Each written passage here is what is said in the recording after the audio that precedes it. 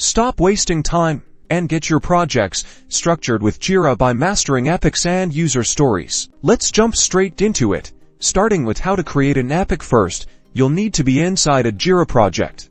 If you don't have one, create a new project by choosing your project template and give it a name. Then select the Create button. Once inside your project, you'll notice a Create button in the top navigation bar. Click this button. Notice it opens the Create Issue dialog box, which is where you'll be entering details. Inside the Create Issue dialog box, you'll see an issue type field, and you must select Epic usually. Epic is at the top if you're using an agile template.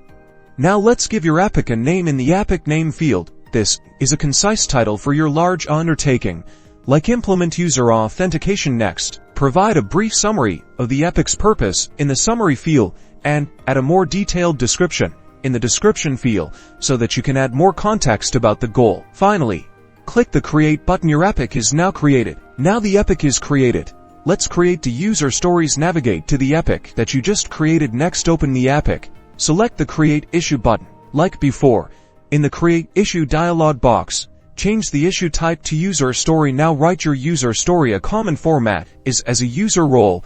I want goal, so that benefit at estimates for your user story using the story points field, then filling a number on the field. In the summary field, write in one sentence what users will do.